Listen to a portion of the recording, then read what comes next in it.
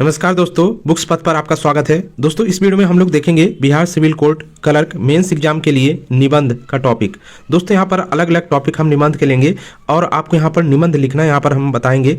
आप निबंध किस तरह पढ़ें, इसके साथ ही उसको किस तरह लिखना आपको है, वो पूरी बात यहाँ पर हम लोग डिटेल में करेंगे। एक वीडियो ये देखने के बाद आपको निबंध लिखना बिल्कुल आसानी से आ जाएगा और निबंध तैयार कैसे किया जाता है ये भी आपको पता चल जाएगा। तो चलिए शुरू करते हैं। देखिए यहाँ पर निबंध जो हमने टॉपिक लिया हुआ है वो तो वैश्वीकरण है, लेकिन यहाँ पर इसके सब टॉपिक भी हमने यहाँ पर लिए हुए हैं और ये निबंध आपको यहाँ पर हिंदी में देखने को मिलेगा। ये पूरी बात यहाँ पर हम हिंदी की करेंगे। इसके अलावा इंग्लिश में निबंध यदि आप लिखना चाहते हैं तो उसका अलग से वीडियो और उसका अलग से पीडीएफ आपको मिलेगा हमारे टेलीग्राम चैनल पर। टेलीग्राम चैनल जरूर ज्वाइन कर लीजिएगा, लिंक डिस्क्रिप्शन बॉक्स में है।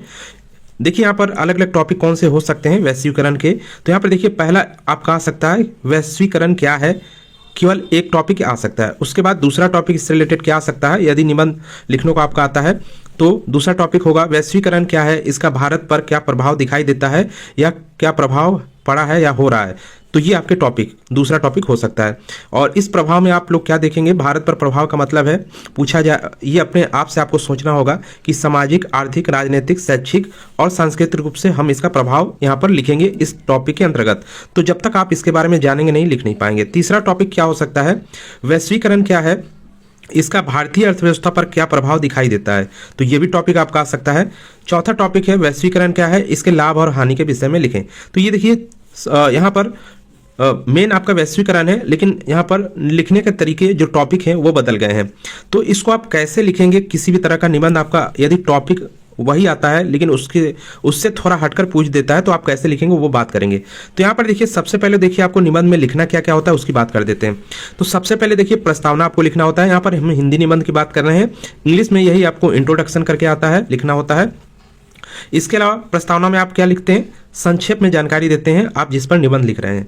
नेक्स्ट यहाँ पे देखिए प्रसार या विवरण कहा जाता है, इसको बॉडी भी कहा जाता है।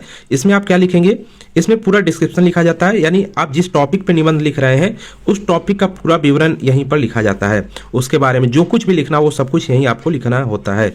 नेक्स्ट यहाँ पर देखिए जो लास्ट में लिखा जाता है उसको उपसंहार या निष्कर्ष कहा जाता है या कंक्लूजन कहा जाता है, यानी लास्ट में लिखा जाता है, यानी उस टॉपिक का एक छोटे से विषय के रूप में लिख दिया जाता है कि उस टॉपिक के बारे में क्या आपका राय या उद्देश्य यहाँ पर है, वो निष्कर्ष के रूप में लिख लिया जाता है। तो ये तीन चीज़ आपको निबंध में लिखना है। कोई ज़्यादा यहाँ पर यूपीएससी लेवल का निबंध आपको नहीं लिखना है, तो केवल ये तीन टॉपिक से आप यहाँ पर लिखकर काम आपका हो जाएगा। इसके अलावा आपको किस तरह लिखना है निबंध वो हम यहाँ पर पूरी बात करेंगे। सबसे पहले हमने जो टॉपिक लिया हुआ है, अब देखिए ये टॉपिक यदि आपको बदल कर आता है, हम यहाँ पर वैसे पूरे चारों टॉपिक को यहाँ पर कवर किए हुए हैं और किस तरह हम कवर किए हुए हैं वो भी बताएंगे। सबसे पहले तो वैश्वीकरण क्या है ये यदि केवल आपका टॉपिक आता है तो उस पर हमने लिखा हुआ है। अब देखिए यहाँ पर यदि टॉपिक बदल कर आता क्या है तो टॉपिक तो आपका ये सेम रहेगा, वैश्वीकरण क्या है, इसके अलावा अलग से क्वेश्चन इसमें दे देंगे। तो ये जो सेम है तो इसके लिए आपको क्या है, यहाँ पर जो आपका प्रस्तावना रहेगा वो लगभग सेम रहेगा कुछ चेंजमेंट के साथ। इसके अलावा निष्कर्ष कुछ चेंजमेंट के साथ सेम रहेगा। बाकी यहाँ पर डिस्क्रिप्शन चेंज होता जाएगा जैसे जैसे आपके टॉपिक यहाँ पर बदलते जाएंगे। ठीक है, वैश्वीकरण क्या है ये सभी में देखिए यहाँ पर कॉमन टॉपिक है। वैश्वीकरण क्या है ये सभी में कॉमन यहाँ पर है और इसके अलावा इसमें कुछ चीज़ और आपसे पूछ ली गई है। तो ये वैश्वीकरण क्या है ये सभी में कॉमन है, तो इसकी जानकारी आपको होगी तो सभी में आप वही चीज़ लिखेंगे, अलग से आपको कुछ यहाँ पर नहीं लिखना है। तो आप देखिए शुरू करते हैं। यहाँ पर देखिए चारों टॉपिक यहाँ पर हमने कवर किया हुआ है और चारों टॉपिक में क्या चीज़ अलग किया है और क्या चीज़ सेम है वो पूरे यहाँ पर हम आपको दिखाने वाले हैं। इसका दोस्तों पीडीएफ हम अपने टेलीग्राम पर शेयर कर देंगे, वहाँ से इसको डाउनलोड करके आप रीड भी कर सकते हैं। टेलीग्राम जरूर ज्वाइन कर लीजिएगा। तो चलिए शुरू करते हैं। और इसको समझना भी आपके लिए जरूरी हो जाता है, निबंध को लिखने से ज़्यादा यहाँ पर समझना जरूरी आपके लिए होता है, तभी आप इसको सही से लिख पाएंगे। तो सबसे पहले हमने इसमें लिखा हुआ है वैश्वीकरण क्या है, तो इसके बारे में जान लेते हैं यहाँ पर। तो देखिए प्रस्तावना आप लिखेंगे और वैश्वीकरण के बारे में आप लिखेंगे थोड़ा सा संक्षेप में। वैश्वीकरण एक ऐसी प्रक्रिया है जिसके द्वारा क्षेत्रीय अर्थव्यवस्थाओं, समाज, संस्कृति, संचार, परिवहन और व्यापार के वैश्विक नेटवर्क के माध्यम से एकीकृत किया गया है। यानी कि वैश्वीकरण एक ऐसी प्रक्रिया है जिसके द्वारा क्या किया गया है, क्षेत्रीय अर्थव्यवस्थाओं, किसी देश की अर्थव्यवस्था हो सकती है, समाज हो सकता है किसी देश का, संस्कृति हो सकती है, संचार हो सकता है, परिवहन परिवहन और व्यापार के वैश्विक नेटवर्क के माध्यम से, यानी इन सबको, अर्थव्यवस्था हो गया, समाज हो गया, संस्कृति हो गया, इनको क्या किया गया है, या तो संचार के माध्यम से या परिवहन के माध्यम से या व्यापार के माध्यम से, इनको वैश्विक नेटवर्क के माध्यम से एकीकृत का मतलब एक साथ लाया गया है। यानी विभिन्न देशों की अर्थव्यवस्थाओं, समाजों और संस्कृतियों को एक साथ लाने का प्रयास जो होता है वही वैश्वीकरण होता है। ठीक है, नेक्स्ट यहाँ पे देखिए, इसमें विश्व स्तर पर व्यापार बाधाओं को कम करने का प्रयास भी किया जाता है ताकि दो देश या अधिक देश के बीच वस्तुओं और सेवाओं का स्वतंत्र और सुचारू रूप से आवागमन हो सके। देखिए यहाँ पर एक चीज और समझ लीजिए, यदि केवल वैश्वीकरण आता है, उसके अलावा और कोई टॉपिक इसमें अलग से लिखने को नहीं दिया जाता है, तो आप क्या करेंगे, तो सबसे पहले आपको जानकारी होनी चाहिए कि वैश्वीकरण के सबसे ज्यादा जो इफेक्ट पड़ता है, प्रभाव पड़ता है, वो व्यापार पर पड़ता है। ठीक है, कोई भी दो देश हैं वो एक दूसरे में वैश्वीकरण के जरिए जुड़े हुए हैं, तो वैश्वीकरण या दो या तीन देश अधिक जुड़े हुए हैं तो उनमें सबसे ज्यादा व्यापार होगा। इसके अलावा यानी यहाँ पर प्राइमरी चीज व्यापार होगी, सेकेंडरी चीज अदर चीज आ जाएगी। तो देखिए, यदि यहाँ पर वैश्वीकरण क्या है केवल पूछा गया है आपसे, उसमें कोई भी आपका ये नहीं पूछा गया है कि व्यापार पे क्या इफेक्ट पड़ेगा, आर्थिक क्या प्रभाव पड़ेगा, क्या चीज क्या होगा। ठीक है, तो आपको अलग से फिर क्या करना है कि केवल यदि वैश्वीकरण पूछा है तो आपको पता है कि इसका प्राइमरी टॉपिक क्या हो सकता है, प्राइमरी रूप से, यानी सबसे ज्यादा जो वैश्वीकरण में जो चीज होती है वो व्यापार होता है। तो आपको यहाँ पर व्यापार को प्राइमरी रखना है। यदि केवल वैश्वीकरण पूछा है, वैश्वीकरण क्या है उसको यदि आप डिफाइन कर रहे हैं तो व्यापार को यहाँ पर आप ज्यादा रूप से वहां पर लिखेंगे, बाकी सेकेंडरी चीज को थोड़ा बहुत आप डिफाइन करेंगे। तो यहाँ पे देखिए, बाकी यदि वैश्वीकरण पूछ ले रहा है, उसके बाद आपका इसमें पूछ दे रहा है कि भारत पर क्या प्रभाव पड़ता है। अब यहाँ पर देखिए, वैश्वीकरण क्या है इसको आप बता देंगे। अब यहाँ पर ये सब टॉपिक इसमें बता दिया है, तो यानी कि ये हमारा अब प्राइमरी हो गया है। यानी हम जो भी चीज अब अपने क्या डिस्क्रिप्शन में लिखेंगे उसमें भारत के बारे में ज्यादा चीज लिखेंगे, और केवल वैश्वीकरण पूछा है तो उसमें डिस्क्रिप्शन में क्या लिखेंगे, ज्यादा चीज। तो आपको सभी को पता है कि वैश्वीकरण मुख्य रूप से व्यापार को इफेक्ट करता है, तो सबसे ज्यादा हम लोग डिस्क्रिप्शन में व्यापार को लिखेंगे। उसी तरह थर्ड टॉपिक आपका है वैश्वीकरण क्या है, तो वैश्वीकरण के बारे में आप लिखेंगे थोड़ा बहुत। उसके बाद सबसे ज्यादा जो लिखेंगे, इसका जो सब टॉपिक है भारतीय अर्थव्यवस्था पर इसका क्या प्रभाव दिखाई देता है, इसके बारे में ज्यादा लिखेंगे। तो यहाँ पर प्राइमरी टॉपिक ये हो जाएगा। तो इस तरह आप निबंध को लिखेंगे। तो यहाँ पर हम सब कुछ बताए हुए हैं, आप एक बार पूरा वीडियो देखेंगे तो पूरे अच्छे समझ जाएंगे। और कोई भी निबंध इसी तरह हम कराते जाएंगे, आपके सभी निबंध जो भी टॉपिक हम लेंगे, आपको एक टॉपिक की पूरी हम डिटेल दे देंगे, क्या क्या कौन कौन से टॉपिक पे आप निबंध तैयार करना चाहिए। देखिए, ये हिंदी का है, इसी को आप इंग्लिश, या तो देखिए यहाँ पर एक चीज और हम आपको बता दें कि ये निबंध आपका देखिए 550 वर्डों का यहाँ पर ये निबंध है, लेकिन आपको 150 वर्डों में लिखना है। तो यहाँ पर हम 550 वर्ड लिए हुए हैं, तो उसको आप शॉर्ट करके, यानी इसी में से जैसे अब इतनी बड़ी लाइन लिखी हुई है, इसको आप केवल 2 लाइन में लिख सकते हैं। ये आप शॉर्ट करना आपको करना पड़ेगा। जैसे कि यहाँ पर हमने डिस्क्रिप्शन जो दिया हुआ है वो इतने में दिया हुआ है, तो मान लीजिए हमने 10 लाइन में दिया है, तो आपको केवल 5 लाइन में करना है। तो वो शॉर्ट आप करिए, आप किस तरह करते हैं वो आप लिखकर दिखाइए। तो ये हमने 550 में दिया है। आपका होमवर्क ये रहेगा कि आप इसको 150 शब्दों में अपने हिसाब से लिखें। यहाँ पर 4 टॉपिक है, कोई भी एक टॉपिक आप उठाकर आप अपने हिसाब से लिख सकते हैं। हमने इन चारों टॉपिक को लिया हुआ है और सभी को लगभग 500 वर्डों में यहाँ पर हमने दिया हुआ है। कुछ चीज़ें सेम है सब में, तो कुछ चीज़ें आपको सेम रखनी पड़ेगी, बाकी चीज़ें जो बदली हुई हैं वो हमने बदला है, वो आपको अपने हिसाब से अपने में संक्षेप करके लिखना पड़ेगा, क्योंकि आपको 150 वर्ड में ही पूरा करना है। तो आप ज़्यादा पढ़ेंगे तभी छोटा कर पाएंगे, छोटा ही पढ़ के जाएंगे तो उसमें ज़्यादा कुछ नहीं कर पाएंगे। देखिए यहाँ पर शुरू करते हैं। एक चीज़ और बतानी थी, यहाँ पर देखिए, अब ये हिंदी का निबंध आपका है, तो इसको आप देखिए इंग्लिश में कन्वर्ट कर सकते हैं। ये हिंदी में है, देखिए टॉपिक अलग अलग पढ़ने से अच्छा इंग्लिश हिंदी का कि आप एक ही टॉपिक में पढ़ें। जिनकी इंग्लिश कमजोर है वो लोग हिंदी का टॉपिक जितना ज़्यादा हो सके पढ़ लें, उसके बाद एक एक करके उसको इंग्लिश में कन्वर्ट करें 150 वर्डों में। इतना लिखा हुआ है, पहले इसको 150 में बनाएं, उसके बाद उसी को कन्वर्ट करें इंग्लिश में। ठीक है, इस तरह आप तैयार कर सकते हैं। देखिए हिंदी में हमने ये लिया हुआ है, अब इसका देखते हैं, शुरू करते हैं। तो प्रस्तावना यहाँ पर हमने आपको बता दिया, यहाँ पर मेन बॉडी पार्ट यानी आपको लिखना है, यानी डिस्क्रिप्शन लिखना है। तो यहाँ पर केवल वैश्वीकरण के बारे में आपसे पूछा गया है। ठीक है, तो अब आपको 150 वर्ड में ही पूरा संक्षिप्तीकरण यहाँ पर करना है। तो आप बिना मतलब की चीज़ यहाँ पर नहीं लिखेंगे।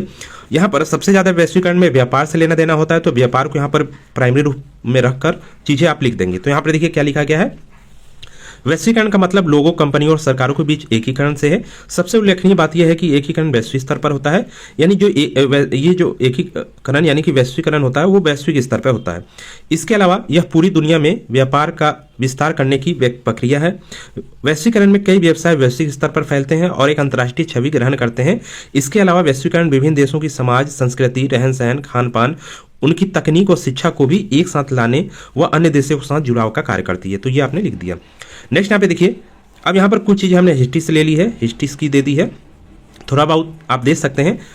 यदि कम वर्ड पढ़ रहे हैं तो आप थोड़ा बहुत हिस्ट्री से उठा सकते हैं। तो यहाँ पर हिस्ट्री से ले लिया है। उसके बाद यहाँ पर देखिए सीधे हम 20वीं और 21वीं शताब्दी में आ गए हैं। इसने अपना चरम रूप ले लिया है। इस समय प्रौद्योगिकी और इंटरनेट की तेजी से विकास हुआ है और ये वैश्वीकरण के लिए बहुत बड़ी सहायता थी। तो इस समय क्या हुआ है कि इंटरनेट और प्रौद्योगिकी एंड टेक्नोलॉजी का क्या हुआ है, विकास यहाँ पर हुआ है, जो कि क्या हुआ 20वीं सदी में जैसे विकास हुआ तो वो वैश्वीकरण के लिए क्या हो गई, एक सहायता के रूप में हो गई। ठीक, वैश्वीकरण में ई कॉमर्स की भी बहुत बड़ी भूमिका रही है। ई कॉमर्स मतलब जो चीज़ आप चीज़ें ऑनलाइन खरीदते हैं, तो ऐसा नहीं कि आप देखिए कुछ भी चीज़ मंगाते हैं तो बाहर, यानी कि जो बाहर की वेबसाइट है कुछ चीज़ जो है वो बाहर से भी आती हैं। अब यहाँ पर ई कॉमर्स है तो जो साइट भारत में बनी है वो विदेशी साइट भी है, ठीक है, और वहाँ पर कुछ चीज़ उपलब्ध है वो भारत का भी हो सकता है और बाहर से भी हो सकता है। तो बहुत सी चीज़ें ये साइट जब उपलब्ध हुआ है ई कॉमर्स साइट, तो यहाँ पर बाहर यानी विदेश की भी चीज़ें यहाँ पर आपको मिलने लगी हैं आसानी से, ठीक है। तो इससे और ज़्यादा क्या हुआ है, आपका ग्लोबलाइजेशन यहाँ पर बढ़ा हुआ है। नेक्स्ट यहाँ पर देखिए वैश्वीकरण का प्रभाव क्या होता है। थोड़ा बहुत आप प्रभाव लिख देंगे, जैसे कि बाहर की कोई बहुत बड़ी कंपनी, विदेशी कंपनी, उसने भारत में इन्वेस्ट कर दिया, ठीक है। हालांकि भारत के संक्षेप विषय में नहीं पूछा गया, लेकिन फिर भी हम उदाहरण के तौर पर आपको बता रहे हैं। तो बाहर से जो निवेश आता है उसको एफडीआई कहा जाता है, ठीक है। चाहे वो दूसरे देश के लिए है तो यहाँ से जो निवेश जाएगा वो उसके लिए एफडीआई हो जाएगा, ठीक है। तो एफडीआई का बहुत बड़ा रोल यहाँ पर हुआ है वैश्वीकरण के कारण, ठीक है। बहुत ज़्यादा कंपनियाँ यहाँ पर क्या है कि आने जाने लगी हैं, ठीक है। तो ये आपका एक यहाँ पर प्रभाव दिख सकता है। इसके अलावा यहाँ पर देखिए यहाँ पर हम आपको समझा दे रहे हैं, रीड आप कर लीजिएगा पीडीएफ से, या तो वीडियो यहाँ पर आप पॉज करके इसको रीड कर सकते हैं। एक एक लाइन यहाँ पर काफ़ी अच्छे से लिखा गया है, इसको आप रीड करके यहीं से आप समझ सकते हैं चीज़ों को, ठीक है। वैश्वीकरण के कारण उत्पादों की गुणवत्ता में सुधार होता है। देखो ये यहाँ पर उत्पादों की गुणवत्ता में क्यों सुधार होता है, ऐसा इसलिए होता है, देखिए अब कोई कंपनी यहाँ पर भारत की है, वो आपको चीज़ सही नहीं बनाकर दे रही है, एक विदेशी इन्वेस्टमेंट यहाँ पर आई, ठीक है। जैसे मान लीजिए कोई कुरकुरे की यहाँ पर या चिप्स की कंपनी है, वो यहाँ पर बेकार चिप्स बनाकर दे रही है, कोई विदेशी कंपनी नहीं आई, वो अच्छे चिप्स बनाकर दे रही है, तो ये भारतीय जो चाहेगी वो भी कहेगी कि हम भी अच्छा यहाँ पर बनाएंगे, ठीक है। तो ये और जो आई है वो तो ऑलरेडी अपना इससे तो अच्छा बनाएगी जो पहले से थी, तभी उसका बिकेगा, नहीं तो उसका भी नहीं बिकेगा। तो ये यहाँ पर क्या होता है, गुणवत्ता यहाँ पर चीज़ों की बढ़ जाती है, उत्पाद की गुणवत्ता बढ़ जाती है। केवल हमने यहाँ पर चिप्स का उदाहरण दिया है, बाकी चीज़ों का उदाहरण भी आप ले सकते हैं। तो ये चीज़ होता है। उसके अलावा यहाँ पर देखिए प्रतिस्पर्धा दबाव के कारण होता है। यह उत्पाद घटिया है तो लोग आसानी से दूसरे उत्पाद की ओर स्विच कर सकते हैं। अब देखिए जब एफडीआई होता है या कंपनियां आती हैं बहुत सारी, ये तो एक कंपनी का हमने उदाहरण दिया, यदि भारत में ही 2 कंपनियां हैं और 3 कंपनियां और बाहर से आ गई, अब यहाँ पर आपको क्या है कि आपको प्रोडक्ट के कई सारे यहाँ पर ऑप्शन मिल जाएंगे एक ही प्रोडक्ट के, या तो आप इसका लें, भारत का है भारत का लें, नहीं तो विदेशी, यदि आपको अच्छा लग रहा है तो विदेशी ले सकते हैं, ठीक है। अब देखिए बाहर से जो इन्वेस्टमेंट आया हुआ है उससे भारत सरकार को यहाँ पर फायदा होगा, ठीक है। भारत सरकार या जिस देश में भी इन्वेस्टमेंट या कंपनी जाती है तो वहाँ से उस देश को फायदा मिलता है कई चीज़ों में, वो यहाँ पर टैक्स लगाती है उन कंपनियों पर भारी मात्रा में, ठीक है। तो इस तरह चीज़ें चलती हैं। तो इस ग्लोबलाइजेशन का ये भी एक इफेक्ट आपको देखने को मिलता है और यहाँ पर फायदा सरकार को भी होता है और जो यहाँ पर खरीदने वाले हैं यानी कि उपभोक्ता, उनको भी यहाँ पर फायदा होता है, यानी हम लोग, ठीक है। ये भी ध्यान रखिएगा। अब यहाँ पर सीधे हम निष्कर्ष पे आ गए, ठीक है, क्योंकि यहाँ पर हमने ज़्यादा कुछ इसमें दिया नहीं, क्योंकि एक ही आपका वैश्वीकरण के बारे में पूछा है तो उसी के बारे में जानकारी देकर पूरा, और फिर वैश्वीकरण व्यापार के लिए एक महान वरदान है। ऐसा इसलिए है क्योंकि बहुत सारे आर्थिक और सामाजिक लाभ लाता है। वैश्वीकरण के परिणाम स्वरूप अंतर्राष्ट्रीय आर्थिक प्रथाओं पर प्रतिबंधों में छूट धीरे धीरे बढ़ती है। यानी कि जैसे देखिए अब व्यापार ऐसा नहीं कि एक देश से दूसरे देश में व्यापार करना इतना आसान है, ठीक है। जब यहाँ से कोई चीज़ एक्सपोर्ट होता है, ठीक है, तो बाहर की जो देश हैं उस पर बहुत सारा टैक्स लगाते हैं, ठीक है। तो एक्सपोर्ट करना थोड़ा मुश्किल होता है। उसी तरह भारत में कुछ इंपोर्ट होता है तो भारत भी उस पर टैक्स लगाती है, ठीक है। तो जब वैश्वीकरण बढ़ता है, ठीक है, तो इन क्या व्यापार में क्या होता है कि बढ़ोतरी होती है। तो इस कारण से ये टैक्सेस जो है वो या तो बहुत कम होते हैं या लगभग कोई क्या होता है कि हटा भी दिए जाते हैं। तो यही यहाँ पर बताया गया है कि व्यापार में क्रमिक वृद्धि होती है और जो प्रतिबंध होता है उसमें छूट भी मिलती जाती है। तो ये होता है वैश्वीकरण, क्योंकि वैश्वीकरण का मतलब है कि आपके देश में क्या चीज़ें हैं वो दूसरे देश में के लोग जान रहे हैं, समझ रहे हैं और वहाँ मांग बढ़ रही है, ठीक है। तो हाँ मांग बढ़ रही, तो यहाँ से क्या होगा, उत्पाद या वहाँ पर मान लीजिए उस उत्पाद की कमी है और दूसरे देश में ज़्यादा है तो दूसरे देश वाला उसको छूट देकर अपने यहाँ मंगाएगा, ठीक है। अभी क्या हो रहा है कि भारत बाहर से चीज़ें अनाज वगैरह भी क्या कर रहा है, आयात कर ले रहा है, जबकि भारत में भी उत्पादन होता है, लेकिन जब बाहर से आयात कर रहा है, ठीक है, छूट देकर, तो इसका गलत इफेक्ट भी यहाँ पर पड़ता है, यानी कि नेगेटिव में भी इफेक्ट पड़ता है। तो ये भी चीज़ें हैं वो हम नीचे अभी देखेंगे जब भारत के विषय में, यानी कि भारत के के संदर्भ में पूछा जाएगा तो हम लोग उसके विषय में लिखेंगे। तो ये होता है। इसके अलावा यहाँ पर देखिए संक्षेप में कहे तो परंपराओं, संस्कृति और मूल्यों से समझौता किए बिना विकास की दिशा में वैश्वीकरण का प्रयास किया जाना चाहिए। तो ये आपका संक्षेप में आप निष्कर्ष में लिख सकते हैं। इसके अलावा दोस्तों यहाँ पर देखिए जो आपका ये डिस्क्रिप्शन है इसमें और भी चीज़ें आप ऐड कर सकते हैं। ये आप कैसे करेंगे तो इसके लिए यहाँ पर जो हमने अन्य टॉपिक लिया हुआ है उसको आप जो एक बार पूरा पढ़ लेंगे तो आपको समझ में आ जाएगा कि क्या क्या चीज़ें ग्लोबलाइजेशन यानी वैश्वीकरण के कारण होती हैं। तो एक दो लाइन और यहाँ पर आप यहाँ पर डिस्क्रिप्शन में यहाँ से कम करके और वो चीज़ें आप यहाँ पर ऐड कर सकते हैं। जैसे कि आप लिख सकते हैं इसका समाज पर ये असर होता है, ठीक है। तो आप जब इसको पूरा पढ़ेंगे, नीचे हमने इसीलिए हर टॉपिक यहाँ पर लिया हुआ है, तो आप इसमें भी उसको ऐड कर सकते हैं। व्यापार को चीज़ें यहाँ पर आपने लिखा, जैसे 2-3 पॉइंट लिख दिया, उसको ज़्यादा कर दिया, लेकिन समाज के बारे में एक लाइन लिख दिया, संस्कृति पे इसका क्या इफेक्ट पड़ता है, प्रभाव क्या पड़ता है उसके बारे में आप लिख देंगे। यहाँ पर 1 लाइन 2 लाइन, 1 लाइन ही लिख दीजिएगा। इसके अलावा यहाँ पर शिक्षा पे क्या प्रभाव यानी क्या इफेक्ट होता है इसके बारे में लिख देंगे। तो पूरा आपका वैश्वीकरण एक तैयार हो जाएगा टॉपिक, ठीक है। बाकी अलग से यदि पूछता है तो उन सब के बारे में डिटेल में फिर आपको लिखना पड़ेगा। तो ये आप जब पूरा पढ़ेंगे तभी आपको पूरी जानकारी होगी। चलिए नेक्स्ट टॉपिक यहाँ पर नेक्स्ट जो हमारा है उसको देखते हैं। यहाँ पर नेक्स्ट आपका जो क्या है, नेक्स्ट आपका है वैश्वीकरण क्या है। ये तो आपने पढ़ लिया पूरा क्या है, इसकी जानकारी हो गई। अब इससे रिलेटेड टॉपिक जो भी आएगा उसको हम लोग देखेंगे यहाँ पर, जैसे कि भारत पर इसका क्या इफेक्ट होता है, तो अब इसको हम लोग देखेंगे किस तरह हमने लिखा है। इसके अलावा अब इसके लाभ हानि, तो इसके लाभ हानि को भी आप पढ़ लेंगे। तो इसको भी आप इस वाले में जो आपने पहला टॉपिक लिया हुआ है उसमें 1-2 लाइन में कहीं ना कहीं इंक्लूड कर सकते हैं। तो ये तब होगा जब आप हर चीज़ यहाँ पर पढ़ लिए होंगे, ठीक है। अगर केवल हम वैश्वीकरण को लेकर पूरा का पूरा एक बहुत ही ज़्यादा वर्डों में निबंध लिख दें तो उसको आप फिर सही से नहीं समझ पाएंगे, और कैसे अलग करना ये भी नहीं समझ पाएंगे, और कैसे करना ये भी नहीं समझ पाएंगे। इसलिए हमने अलग अलग टॉपिक लिया है। अब इसमें से आप कहीं से आपको क्योंकि 150 वर्ड ही बनाना है, तो जब इतना टॉपिक आप पढ़ लेंगे, ठीक है, तो आप कोई भी इसमें से आ जाएगा निबंध लिखने को, चाहे वो वैश्वीकरण ही आ जाए, तो हर एक में से 2-3 लाइन आपको पता होगी, याद होगी, तो इसमें लिख सकते हैं। उसी तरह ये आपने पढ़ा है एक टॉपिक, तो इसकी लाइन इसी में लिख सकते हैं। यदि आपने अर्थव्यवस्था पर प्रभाव पढ़ा है, यहाँ पर इफेक्ट पढ़ा है, तो उसकी लाइन पूरी की पूरी इसमें लिख सकते हैं, ठीक है। तो इस तरह आपको लिखना निबंध आ जाएगा। तो चलिए देखते हैं नेक्स्ट टॉपिक यहाँ पर। नेक्स्ट यहाँ पे देखिए वैश्वीकरण क्या है और भारत पर इसका क्या प्रभाव दिखाई देता है, इसको आप यहाँ पर आसानी से लिख सकते हैं। तो यहाँ पर देख लीजिए प्रस्तावना जो है वो आपका लगभग सेम रहेगा जो ऊपर वाले में था। ऊपर वाले में जो है उसकी 2-3 लाइनें लिखा हमने, और यहाँ से भारत के लिए लिख लिया, ठीक है, क्योंकि भारत के संदर्भ में भी अब पूछ रहा है। तो प्रस्तावना में दोनों चीज़ों की जानकारी होनी चाहिए, वैश्वीकरण क्या है और भारत के संदर्भ में भी इसकी जानकारी होनी चाहिए। तो पहले हमने ऊपर वाली लाइन लिख ली, उसके बाद हमने यहाँ पर लिख दिया वैश्वीकरण भारत के आर्थिक, सामाजिक, सांस्कृतिक और राजनीतिक तरीकों पर प्रभाव पड़ा है। सबसे महत्वपूर्ण आर्थिक क्षेत्र पर वैश्वीकरण का प्रभाव बना हुआ है। भारत ने 1991 से जबरदस्त विकास देखा है। तो ये वैश्वीकरण के कारण ही यहाँ पर आपका विकास हुआ है जो 1991 से देखने को मिलता है। तो ये देखिए यहाँ पर क्या है, अब प्रस्तावना इतना बड़ा हमने जो लिखा हुआ है इसको आप 2-3 लाइन में आप कर सकते हैं अपने हिसाब से, इसको सॉर्ट करके, ठीक है। इसको आप अपने हिसाब से सॉर्ट कर लीजिए। आपको क्या लिखना है जब ये लाइन आप पढ़ेंगे, ठीक है, तो अपने हिसाब से इसको सॉर्ट कर लेंगे, ठीक है। इसको 2 लाइन में भी आप लिख सकते हैं, और भारत के लिए 1 लाइन में आप लिख सकते हैं। अब यहाँ पर आपको लिखना है वैश्वीकरण क्या है, क्योंकि ये क्वेश्चन में पूछा गया है आपका वैश्वीकरण क्या है, तो ये पूछा गया है। और इससे पहले केवल आपका जो था वो केवल वैश्वीकरण था, तो हमने यहाँ पर वैश्वीकरण क्या है इसको शॉर्ट में कर दिया है थोड़ा, ठीक है। अब भारत पर इसका प्रभाव को इसको यहाँ पर हमने पढ़ाया हुआ है। तो यहाँ पे देखिए वैश्वीकरण का मतलब लोगों, कंपनियों और सरकारों के बीच, ये हमने सेम लिख दिया है जो ऊपर है, क्योंकि वैश्वीकरण क्या है अब बार बार आप थोड़ी बदलेंगे, वो तो एक ही चीज़ है उसी को आप लिखेंगे, ठीक है। यहाँ पर जो बदलने वाली चीज़ है वो आपका है भारत पर इसका क्या इफेक्ट पड़ा है। तो यहाँ पर देख लीजिए, इसको देख लेते हैं। आर्थिक प्रभाव यहाँ पर देखेंगे हम लोग, सामाजिक प्रभाव देखेंगे, इस तरह देखेंगे। तो यहाँ पर आर्थिक प्रभाव में देख लीजिए क्या है, विदेशी निवेश FDI, ठीक है।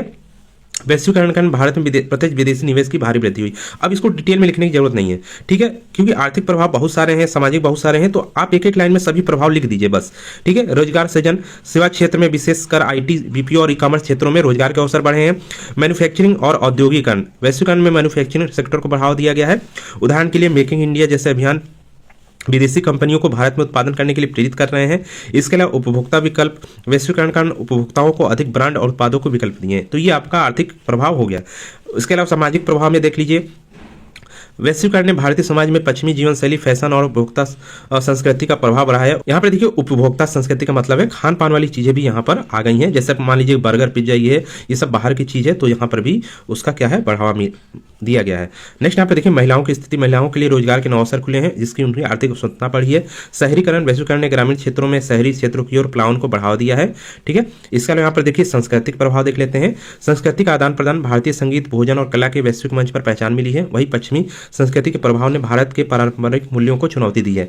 देखिए यहाँ पर ये भाषा और शिक्षा, भाषा का अधिक उपयोग और वैश्विक शैक्षिक मानकों की ओर बढ़ती प्रवृत्ति भी वैश्वीकरण का परिणाम है। तो ये सब चीजें हैं।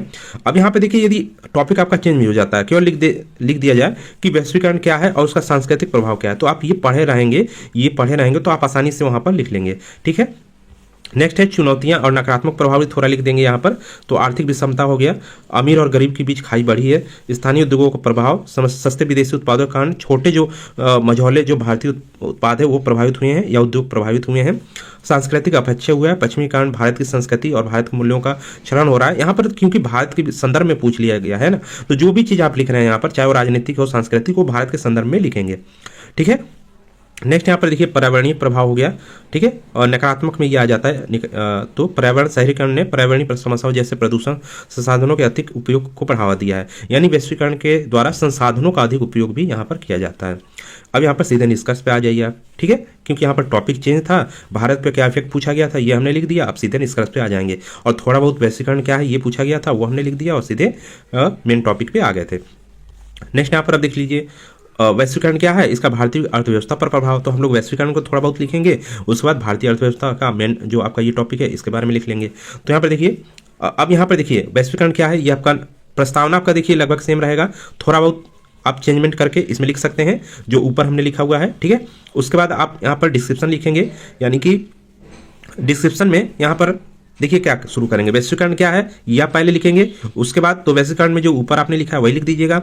उसके बाद आप ये लिखेंगे भारतीय अर्थव्यवस्था पर क्या प्रभाव, तो सकारात्मक प्रभाव देखेंगे हम लोग और नकारात्मक प्रभाव, दो चीजें यहाँ पर केवल हम एक्स्ट्रा यहाँ पर करेंगे।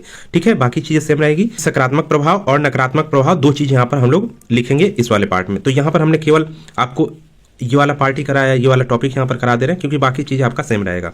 ठीक है, तो क्योंकि आप पढ़ा होना चाहिए आपको। ठीक है, बाकी आप बनाकर लिख सकते हैं वहाँ पर आसानी से। तो पढ़ने का ये तरीका होता है, इस तरह आपको पढ़ना चाहिए। पहले आपको पूरी जानकारी होनी चाहिए, उसके बाद यदि कोई सब टॉपिक इसमें आता है तो उसके बारे में केवल आप पढ़ेंगे। अब यहाँ से फिर से आप पूरा वैश्वीकरण के बारे में पढ़ेंगे तो आपको बार बार वही चीज़ पढ़ना पड़ेगा। तो उससे अच्छा कि आप यहाँ पर आपने एक बार वैश्वीकरण पढ़ लिया, अब आपको क्या पढ़ना है, भारतीय अर्थव्यवस्था प्रभाव, तो आप यहाँ पर पढ़ लेंगे। तो इससे पहले हमने अर्थव्यवस्था का प्रभाव यहाँ पर देख लिया था भारत के संदर्भ में, यहाँ पर आर्थिक प्रभाव हमने देखा है। तो थोड़ी बहुत जानकारी तो हमको यहीं से हो गई थी कि आर्थिक प्रभाव क्या पड़ता है। ठीक है, उसी को यहाँ पर हम लोग थोड़ा और अच्छे से लिखेंगे क्योंकि मेन टॉपिक वो आपका यहाँ पर हो गया है। तो सकारात्मक प्रभाव में क्या लिखेंगे, अब इसको या तो आप 1 2 3 करके लिख सकते हैं या हेडिंग डाल के लिख सकते हैं, कई तरीके से इसको आपको आप अलग अलग लिख सकते हैं। तो देखिए सकारात्मक प्रभाव में निवेश आई है, नौकरियां नई नौकरियों का सृजन हुआ है।